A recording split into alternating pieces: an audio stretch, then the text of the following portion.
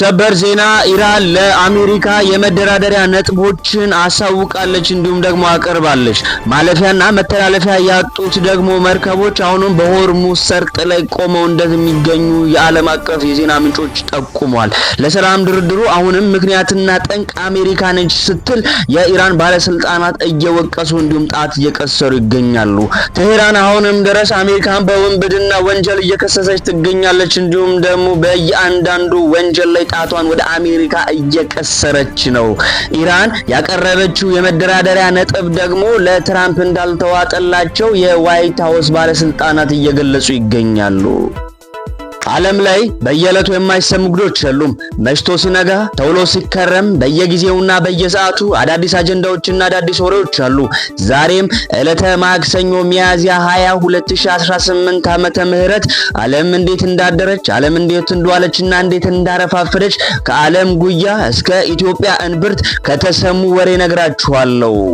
በቅድሚያም ወደ ዜናው ከማለፋችን በፊት ይህ ወሬ ነጋሪ የተሰኘው የወሬ ነጋሪ ዩቲዩብ ቻናላችንን ሰብስክራይብ እንድታረጉ ስል ቤተሰብ እንድትሆኑም ስል እየጠየቅኩኝ በቅድሚያም ከዓለም አቀፍ ወሬዎች ካገኘናቸው መረጃዎች እናልፋለን። በመካከለኛው ምስራቅ አዲስ ሰበር ዜና ተሰምቷል። ኢራን አዲስ የመደራደሪያ ነጥብ ለአሜሪካ እንዳቀረበች እየተነገረ ይገኛል። ኢራን ሆርሙዝ እንዲከፈትና የኒኩለር ንግግር እንዲዘገይ የሚጠይቅ እቅድ ለአሜሪካ አቅርባለች ነው የተባለው። ሙሉ ዝርዝሩን ሳነብላችሁ ኢራን የሆርሙዝ ወሽመጥ እንዲከፈትና ጦርነቱ እንዲቋጭ፣ የኒኩለር ጉዳይ ግን በስምምነቱ ቀጣይ ደረጃ ንግግር እንዲደረግበት የሚጠይቅ የሰላም ንግግር እቅዷን ማቅረቧን የአሜሪካው የዜና ምንጭ አክሲዮስ ዘገበ። አክሲዮስ እንደ አሜሪካ ባለስልጣንና ከጉዳዩ ቅርበት ያላቸው ምንጮችን ጠቃቅሶና አመላክቶ ያወጣው ዘገባ እንደሚያስረዳው ከሆነ ኢራን እቅዱን ያቀረበችው በአሸማጋዩ ሀገር ፓኪስታን በኩል ነው ብሏል። እቅዱ በዋነኝነት የሚያተኩረው ከሁሉም በፊት በሆርሙዝ ወሽመጥ እና አሜሪካ ወደ ኢራን ወደቦች የሚያደርጉ ጉዞዎች ላይ በጣለችው እገዳ ምክንያት ለተፈጠረው ቀውስ መፍትሄ ማበጀት ላይ ነው ተብሏል። በዚህም መሰረት የተኩስ አቁሙ ረጅም ጊዜ እንዲራዘም ወይም ሁለቱ ሀገራት በቋሚነት ጦርነት ለማቆም እንዲስማሙ የሚጠይቅ ሐሳብ እቅዱ ውስጥ መካተቱን ዘገባው ጠቅሷል። በኢራን እቅድ መሰረት የኒኩለር ድርድር የሚጀመረው የሆርሙዝ ወሽመጥ ከተከፈተና የአሜሪካ እግድ ከተነሳ በኋላ ነው የተባለው። በእነዚህ ጣጣቸው በማያልቀው በአሜሪካና በኢራን መካከል ደግሞ በተከፈተው ጦርነት እንዲሁም ደግሞ ባለው ግጭት ማለፊያና መተላለፊያ ያጡ መርከቦች በርከት ማለታቸውን አንዳንድ የመረጃ ምንጮች እየጠቀሱ ይገኛሉ። እንደ ቢቢሲ ዘገባ ከሆነ መቼ ወደ ቤታቸው እንደሚመለሱ እርግጠኛ አይደሉም። በሆርሙዝ መውጫ ያጡ ባህረኞች ያስተላለፉት መልእክት ነው።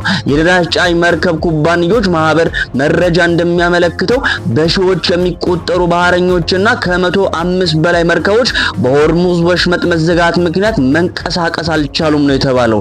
ኢራን ከዓለም ነዳጅና ፈሳሽ የተፈጥሮ ጋዝ 20 በመቶ በሚጓጓዝበት ይህ የባህር መስመር አሜሪካና እስራኤል በፈጸሙት ግልጽ የተኩስ አቁም ጥሰት ምክንያት እንደማይከፈት አስታውቃለች።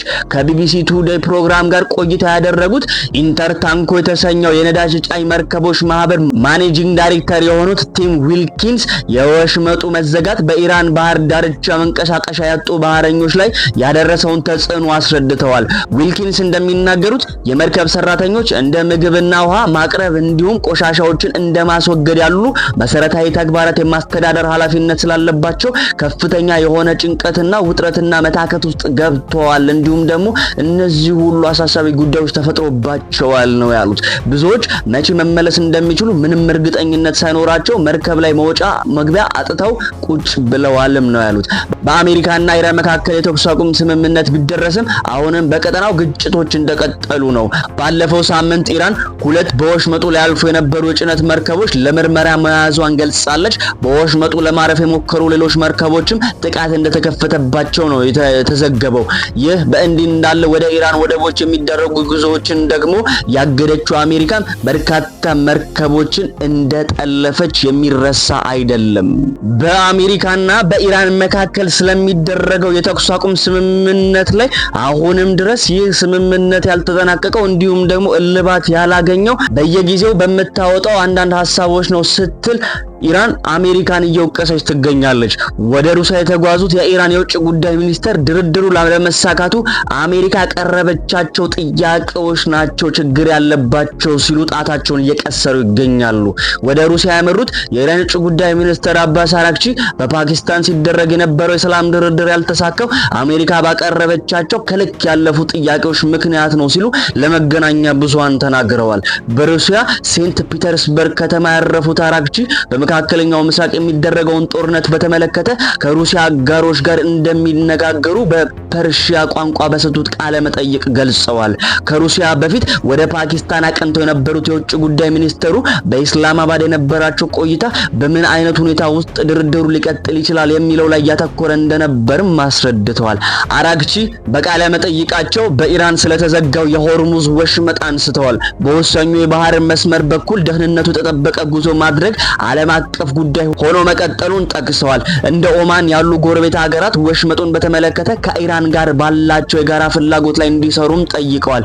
ኢራንና ኦማንን የሚያስማሙ በርካታ ነጥቦች መኖራቸውን ጠቁመው ሁለቱ ሀገራት ሆርሙዝን በተመለከተ ተጨማሪ ንግግር ለማድረግ ስምምነት ላይ እንደደረሱም አልሸሸጉም። በየጊዜውና በየዕለቱ ደግሞ መኳነንና መዋቀስ ያልሰለቻቸው ሁለቱ ሀያላን ሀገራት አሜሪካና ኢራን አሁንም ደግሞ ቴህራን አሜሪካን በዓለም አቀፍ ውሃ ላይ የባህር ላይ ውንብድና በመፈጸም እየወነጀለችና እየወቀሰች ትገኛለች። ኢራን በህንድ ውቅያኖስ ስለተያዘባት ድፍድፍ ነዳጅ ጫኝ መርከብ በሰጠችው ምላሽ ይህ የባህር ውንብድና ነው ስትል ነው አሜሪካን ወቀሰችው። አሜሪካ የኢራንን የነዳጅ ጫኝ መርከብ በህንድ ውቅያኖስ ላይ በቁጥጥር ስር ያዋለችው ባለፈው ሳምንት ነበር። የኢራን ውጭ ጉዳይ ሚኒስተር ቃል አቀባይ እስማኤል ባጋይ የአሜሪካን እርምጃ የባህር ላይ ውንብድና ሲሉ በኤክስ ገጻቸው ላይ ጽፏል። ይህ ድርጊት በግልጽ የባህር ላይ ውንብድናን ህጋዊ ማድረግ ነው ያሉት ቃል አቀባዩ በባህሮች ላይ የሚፈጸም በትጥቅ የታገዘ ሽፍትነት ነው ሲሉ አክሏል። ወደ ባህር ላይ ውንብድና እንኳን ደህና መጣችሁ። አሁን ይህ የሚከናወነው ይፋዊ የመንግስት ፍቃድ ባለው እንዲሁም ደግሞ በይፋ ባንዲራውን በሚያውለበልብና ወንጀሉን ህግ ማስከበር ሲል በሚጠራ አካል መሆኑ ነው ሲሉ ቃል አቀባዩ የአሜሪካን እርምጃ ኮንነውታል። የኢራን የውጭ ጉዳይ ሚኒስተር ቃል አቀባይ አክለው ዩናይትድ ስቴትስ ሙሉ በሙሉ ለዚህ ህገወጥ ባህሪዋ ተጠያቂ መሆን አለባት በማለት ድርጊቱ የዓለም አቀፍ ህጎችና የዓለም ነፃ ንግድ መሰረቶችን የሚጥስ የባህር ላይ ትራንስፖርት መርሆችን የሚንድ ነው ብለውታል።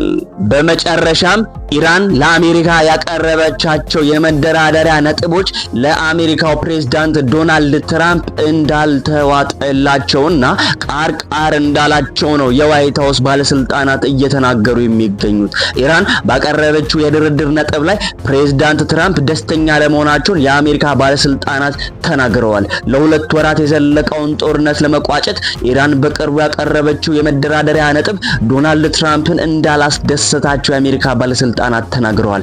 ይህም የኃይል አቅርቦትን ያስተጓጎለውን የነዳጅ ዋጋን ያናረውን እና የሺዎችን ህይወት የቀጠፈውን ጦርነት ለማስቆም የነበረውን ተስፋ የሚያጨፈግግና የሚያደማምን ነውም ተብሏል።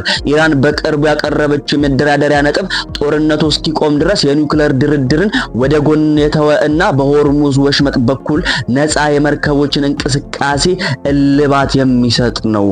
ነገር ግን አሜሪካ ደግሞ ይህንን የኒውክሌር መደራደሪያ ነጥብ እንደ ዋነኛ የመወያያ አጀንዳ ደግሞ እንደምትፈልገው አጥብቃ እንዲሁም ደግሞ አጽንኦት ሰጥታ እስከዛሬ ስትወያይበት ነበር። ለዚህም ነው የአሜሪካው ፕሬዝዳንት ዶናልድ ትራምፕ ይህ የመወያያ ነጥብ ቃርቃር እያላቸው የሚገኘው። ውድ አድማጮቼ ዓለም እንግዲህ እንደዚህ አድራለች፣ ዓለም እንግዲህ እንደዚህ አረፋፍዳለች፣ እንዲህም ደግሞ ውላለች። እንዲህ አይነት ትኩስ ወሬዎችን እንዲሁም ደግሞ ትኩስ መረጃዎችን ማግኘት የምትፈልጉ ከሆነ ይህ ወሬ ነጋሪ የተሰኘው ዩቲዩብ ቻናላችን ጥሩ ምርጫ ነው። ሰብስክራይብ እያደረጋችሁ ቤተሰብ እንድትሆኑና የደውል ምልክቷን ደግሞ በመጫን በየጊዜው ትኩስ ወሬዎች እንዲደርሳችሁ ማድረግ ትችላላችሁ።